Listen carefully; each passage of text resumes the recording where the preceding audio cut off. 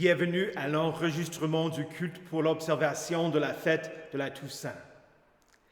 Les saints ont vaincu l'accusateur grâce au sang de l'agneau et grâce à la parole de leur témoignage. Et ils n'ont pas aimé leur vie au point de craindre la mort. Je chanterai toujours les bontés de l'Éternel. Ma bouche fera connaître ta fidélité de génération en génération. Le ciel célèbre tes merveilles éternelles, ta fidélité dans l'assemblée des saints. Heureux le peuple qui sait t'acclamer. Il marche à ta lumière éternelle. Il se réjouit sans cesse à cause de ton nom et tire gloire de ta justice. Car c'est toi qui fais sa beauté et sa puissance. C'est ta faveur qui relève notre force. Au nom du Père et du Fils et du Saint-Esprit. Amen.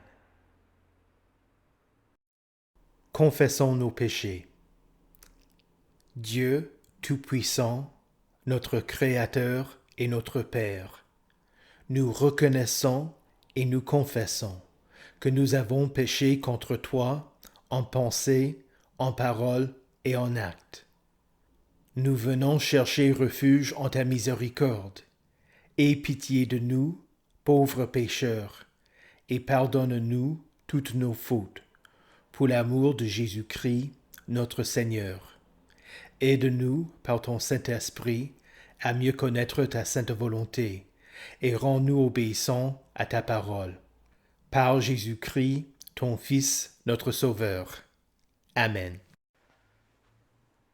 Dans sa lettre aux Éphésiens, l'apôtre Paul écrit « Béni soit le Dieu et Père de notre Seigneur Jésus-Christ, qui nous a bénis de toute bénédiction spirituelle dans les lieux célestes en Christ. En lui, Dieu nous a choisis avant la création du monde pour que nous soyons saints et sans défaut devant lui. Dans son amour, il nous a prédestinés à être ses enfants adoptifs par Jésus-Christ. C'est ce qu'il a voulu dans sa bienveillance, pour que nous célébrions la gloire de sa grâce, dont il nous a comblés dans le bien-aimé. En lui, par son sang, nous sommes rachetés, pardonnés de nos fautes, conformément à la richesse de sa grâce. Allez en paix, vous êtes saints par la foi en Jésus-Christ, vous êtes pardonnés tous vos péchés par votre Sauveur. Amen. Prions. Dieu Tout-Puissant, qui a rassemblé tous les élus dans la communion fraternelle du corps mystique de ton Fils, notre Sauveur, fais-nous la grâce d'imiter tes bienheureux saints dans leur vie de foi et de piété, pour que nous puissions parvenir avec eux aux joies éternelles que tu as préparées pour ceux qui t'aiment d'un amour inaltérable. Par Jésus-Christ, ton Fils, notre Seigneur, qui vit et règne avec toi et le Saint-Esprit, un seul Dieu, maintenant et pour les siècles des siècles. Amen. La première lecture pour l'observation de la fête de la Toussaint se trouve dans l'Apocalypse au chapitre 7, les versets 2 à 17. Et je vis un autre ange qui montait du côté du soleil levant et qui tenait le sceau du Dieu vivant. Il cria d'une voix forte aux 4 anges qui avaient reçu le pouvoir de faire du mal à la terre et à la mer. Ne faites pas de mal à la terre, ni à la mer, ni aux arbres, avant que nous ayons marqué d'une empreinte le front des serviteurs de notre Dieu. Puis j'entendis le nombre de ceux qui avaient été marqués de cette empreinte. Ils étaient 144 000 de toutes les tribus d'Israël. De la tribu de Juda, 12 000 marqués de cette empreinte. De la tribu de Ruben, 12 000. De la tribu de Gad, 12 000. De la tribu d'Azer, 12 000. De la tribu de Nephtali, 12 000. De la tribu de Manassé, 12 000. De la tribu de Siméon, 12 000. De la tribu de Lévi, 12 000. De la tribu d'Issachar, 12 000. De la tribu de Zabulon, 12 000. De la tribu de Joseph, 12 000. De la tribu de Benjamin, 12 000. Tous marqués de cette empreinte. Après cela, je regardai et je vis une foule immense que personne ne pouvait compter. C'étaient des hommes de toute nation, de toute tribu, de tout peuple et de toute langue. Ils se tenaient debout devant le trône et devant l'agneau, habillés de robes blanches, des feuilles de palmier à la main. Et ils criaient d'une voix forte, « Le salut est à notre Dieu qui est assis sur le trône et à l'agneau. » Tous les anges qui se tenaient autour du trône, des anciens et des 4 êtres vivants, se prosternèrent, le visage contre terre, devant le trône, et ils adorèrent Dieu, en disant, « Amen. La louange, la gloire, la sagesse, la reconnaissance, l'honneur, la puissance et la force sont à notre Dieu, au siècle des siècles. Amen. » L'un des anciens prit la parole et me dit, « Ceux qui sont habillés d'une robe blanche, qui sont-ils et d'où sont-ils venus? » Je lui répondis, « Mon Seigneur, tu le sais. » Il me dit alors, « Ce sont ceux qui viennent de la grande tribulation. Ils ont lavé leurs robes, ils l'ont blanchi dans le sang de l'agneau. C'est pourquoi ils se tiennent devant le trône de Dieu et le servent jour et nuit dans son temple. C'est lui qui est assis sur le trône les habitera sous sa tente. Ils n'auront plus faim, ils n'auront plus soif. Le soleil ne les frappera plus, ni aucune chaleur brûlante. En effet, l'agneau qui est au milieu du trône prendra soin d'eux et les conduira aux sources des eaux de la vie, et Dieu essuiera toute larme de leurs yeux. » Ici prend fin la première lecture. L'épître du jour se trouve dans 1 Jean, chapitre 3, les versets 1 à 3.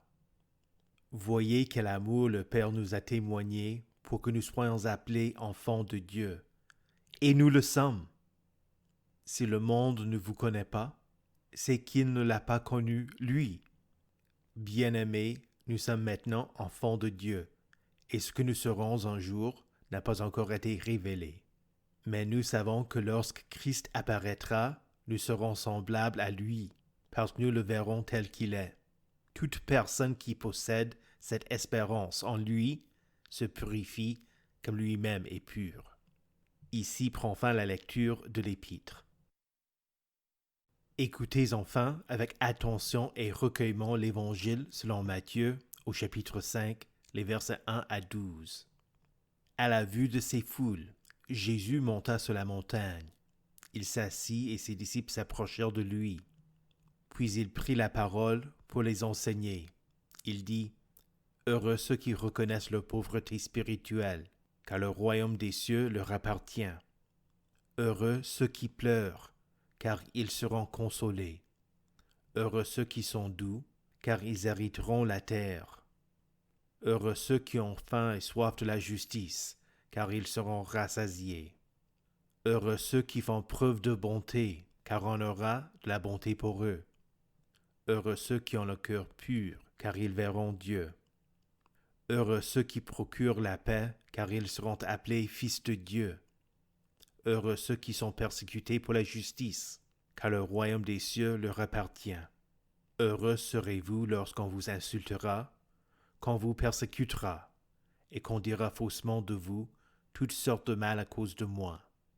Réjouissez-vous et soyez dans l'allégresse, parce que votre récompense sera grande au ciel. En effet, c'est ainsi qu'on a persécuté les prophètes qui vous ont précédés. Ici prend fin la lecture de l'Évangile. Heureux ceux qui écoutent la parole de Dieu et qui la gardent. Confessons notre foi. Je crois en Dieu, le Père Tout-Puissant, Créateur du ciel et de la terre. Je crois en Jésus-Christ, son Fils unique, notre Seigneur, qui a été conçu du Saint-Esprit et qui est né de la Vierge Marie. Il a souffert sous Ponce Pilate, il a été crucifié, il est mort, il a été enseveli, il est descendu aux enfers. Le troisième jour, il est ressuscité des morts, il est monté au ciel, il siège à la droite de Dieu, le Père Tout-Puissant, et il viendra de là pour juger les vivants et les morts. Je crois au Saint-Esprit, la Sainte Église universelle, la communion des saints, la rémission des péchés, la résurrection de la chair et la vie éternelle. Amen.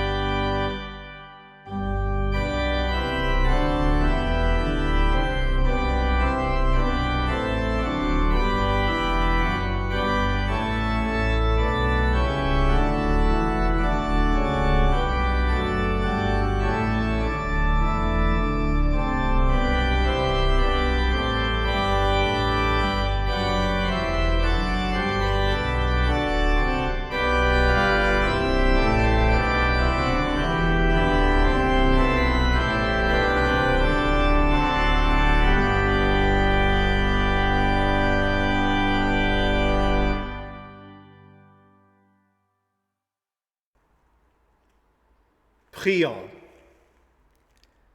Ô Éternel, ta colère dure un instant, mais ta grâce toute la vie. Le soir arrivent les pleurs, mais le matin l'allégresse. Par la prédication de ta sainte parole, change nos lamentations en allégresse et retire nos habits de deuil pour nous donner des habits de fête, pour que nos cœurs chantent tes louanges et ne restent pas muets. Amen. Saint de Dieu, précieuse et bien-aimée, que la grâce et la paix vous soient données. De la part de Dieu, notre Père, et du Seigneur Jésus-Christ. Amen. Le 1er novembre, l'Église observe la fête de la Toussaint. C'est le jour où beaucoup de gens se rendent au cimetière, s'occupent des lieux de repos des défunts qui leur sont chers et mettent des plantes ou des fleurs sur leur tombe. Notez que même si une personne chérie est morte, cela ne change pas notre attitude envers eux. Nous les aimons, bien qu'ils ne soient pas tout près. Ils nous manquent et nous voulons faire de bonnes œuvres pour eux. Voilà la raison pour laquelle la famille d'un défunt se charge de son enterrement. C'est l'un des derniers actes qu'elle peut faire pour le décédé. De la même manière que nous voulons faire du bien à ceux que nous aimons au cours de leur vie, nous avons envie de nous occuper d'eux, même après la mort. La fête de la Toussaint nous rappelle que la mort est notre ennemi. Un ennemi face auquel nous sommes impuissants. C'est pourquoi l'Église prêche Jésus-Christ. Par le pardon de nos péchés, il nous déclare saints. Il a connu la mort pour tout être humain. Il a vaincu la mort et est ressuscité. Et il donne la vie aux morts et appelle ceux qui n'existent pas à l'existence. Le salaire du péché, c'est la mort. Mais le don gratuit de Dieu, c'est la vie éternelle en Jésus-Christ, notre Seigneur. En parlant de la vie éternelle, cela ne se limite pas à la promesse d'un repos céleste dans les cieux, mais à celle de la résurrection des morts et de la vie éternelle. Récemment, j'ai entendu un pasteur dire que le deuil est la forme que l'amour prend quand celui que nous aimons n'est plus parmi nous. Le deuil est la conséquence d'avoir été éloigné d'une personne que nous aimons.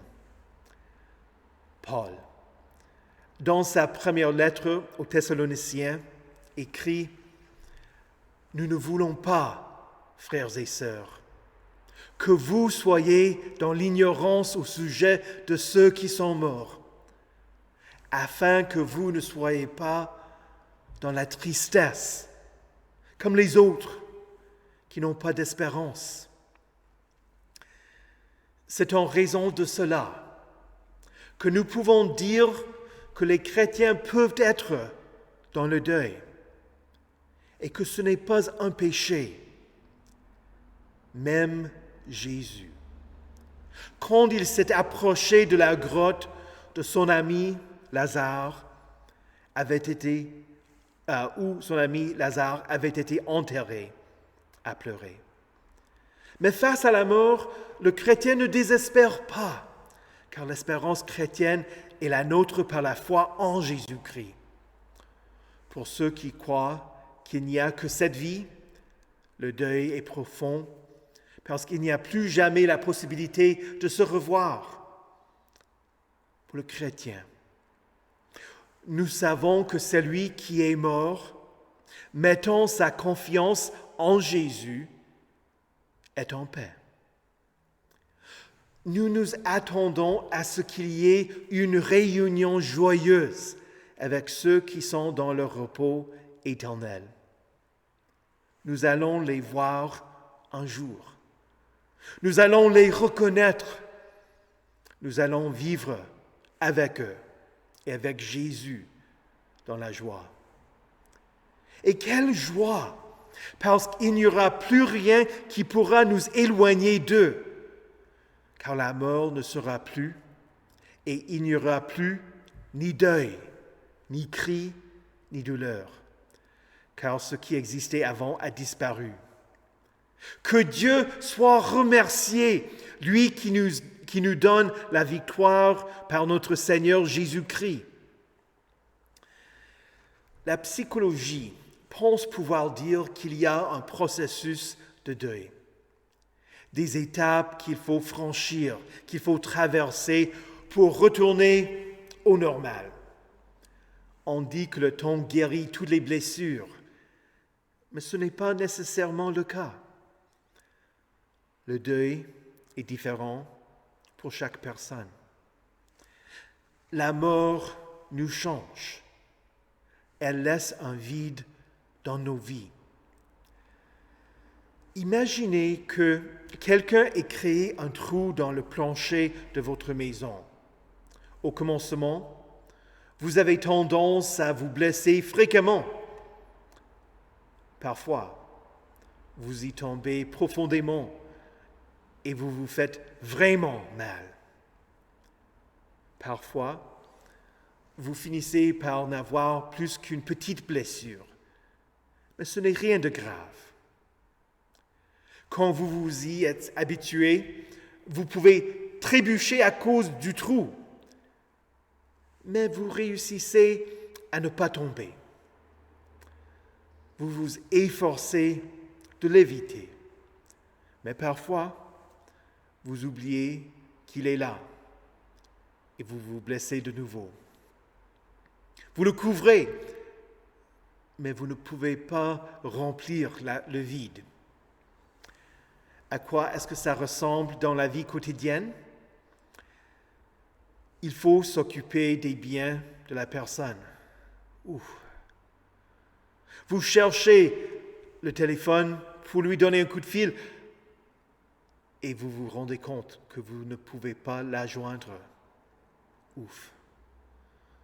Vous entendez une pièce de musique et le souvenir vous frappe. Vous regardez le calendrier et vous vous rendez compte que c'est son anniversaire ou l'anniversaire de sa mort. Bof. Et au fil des temps, après chaque décès, il y a plus de trous, plus de vide, un cœur plus brisé.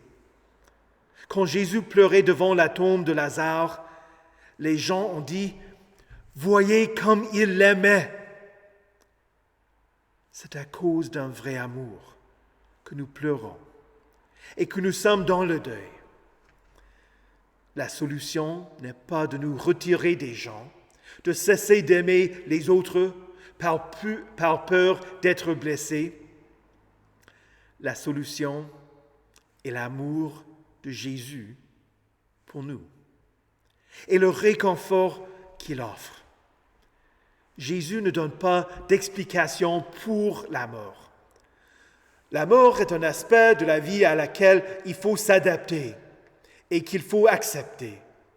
C'est là la conclusion du cycle de la vie. Non, il ne dit pas non plus. Faites ces étapes pour dépasser le deuil. 6 mois plus tard, tout ira mieux. La consolation nous vient par ses promesses. Il nous promet d'être présent. Quand je marche dans la vallée de l'ombre de la mort, je ne crains aucun mal, car tu es avec moi. Ta houlette et ton bâton me rassurent. Et encore, tu me fais connaître le sentier de la vie. Il y a d'abondantes joies dans ta présence, un bonheur éternel à ta droite. Et encore, nous ne sommes pas seuls. On pourra avoir tendance d'éviter à celui qui est dans le deuil de peur de l'attrister davantage en disant une mauvaise chose. Mais Paul nous dit, réjouissez-vous avec ceux qui se réjouissent, pleurez avec ceux qui pleurent. En tant que chrétiens, nous sommes appelés à être là, les uns pour les autres. Mais ce n'est pas seulement que d'autres peuvent nous aimer, mais qu'il y a d'autres gens que nous pouvons aimer. Quand nous sommes dans le deuil, nous ne pouvons pas permettre que notre amour pour ceux qui sont morts dépasse celui pour ceux qui sont toujours vivants. Si un enfant meurt, cela ne permet pas à ses parents d'abandonner et de ne pas prendre soin de leurs autres enfants. Dieu nous place au milieu de tous ceux qui ont besoin de notre amour. Si je reprends l'exemple d'une maison qui a des trous dans le plancher, quand il y a d'autres personnes à aimer, ce n'est pas que Dieu remplisse les vides qui ont été laissés par la perte d'autres personnes, mais il agrandit notre maison et nous donne plus de place. En tant que chrétiens, nous avons la certitude que Dieu nous aime. Dans la lettre aux Romains, nous lisons « Nous sommes plus que vainqueurs grâce à celui qui nous a aimés. En effet, j'ai l'assurance que ni la mort, ni la vie, ni les anges, ni les dominations, ni le présent, ni l'avenir, ni les puissances, ni la hauteur, ni la profondeur, ni aucune autre créature ne pourra nous séparer de l'amour de Dieu manifesté en Jésus-Christ notre Seigneur. C'est par amour que Jésus a accepté de mourir sur la croix. Son amour est la source de notre pardon. Son amour nous donne la vie éternelle. Et son amour nous donne l'espérance face à la mort. Jésus a aimé nos défunts, même plus que nous ne les avons aimés. Et il nous aime.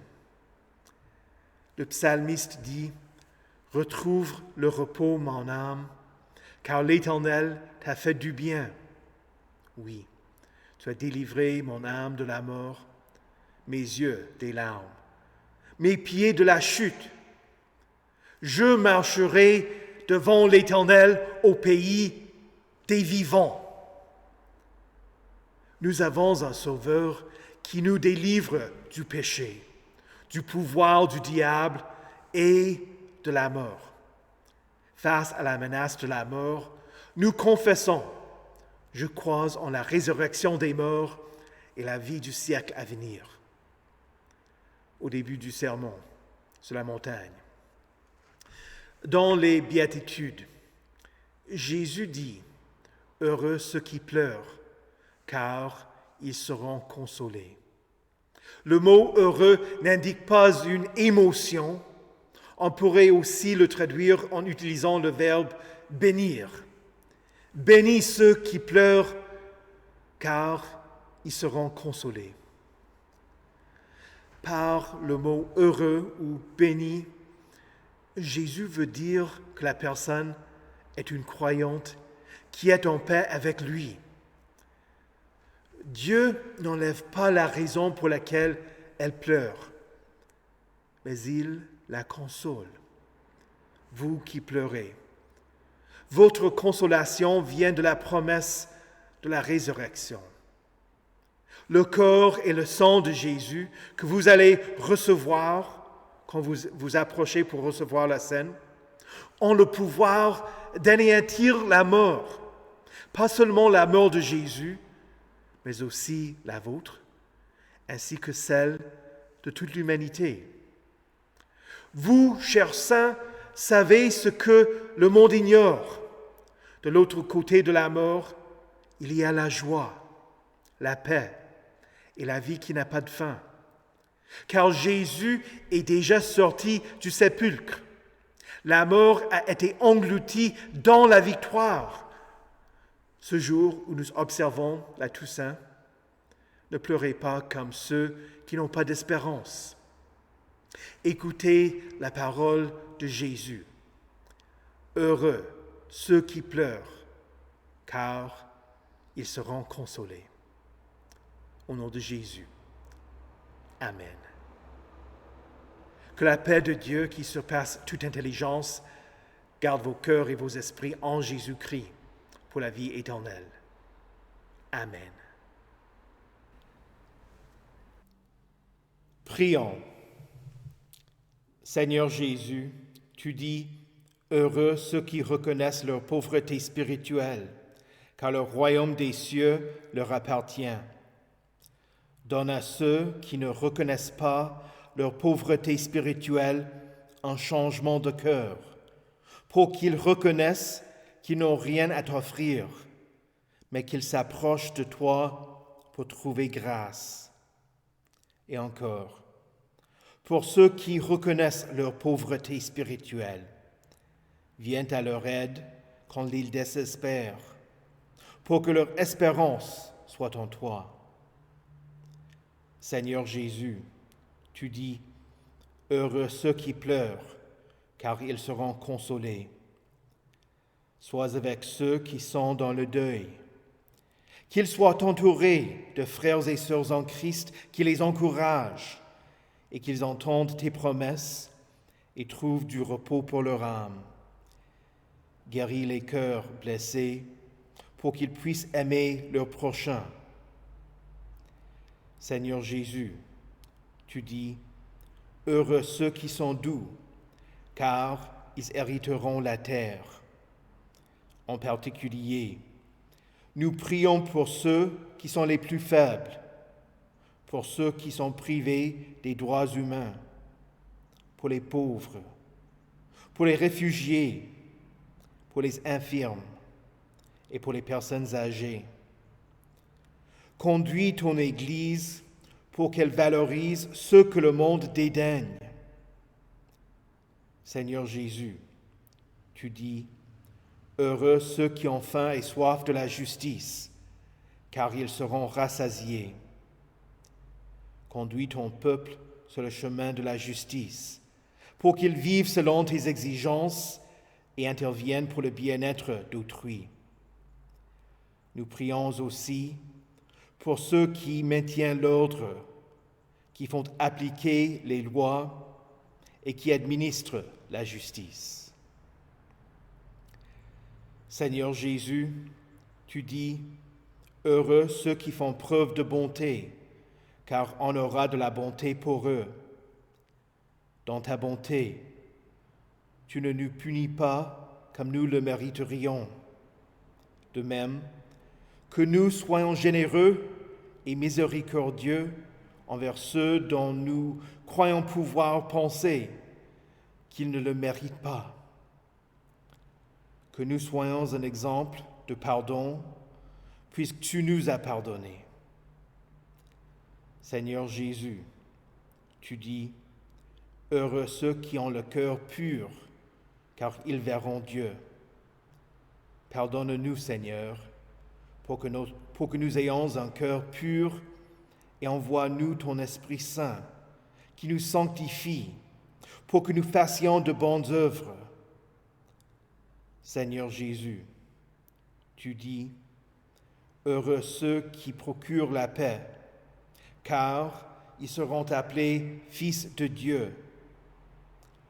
Nous te rendons grâce de pouvoir vivre en paix dans ce pays.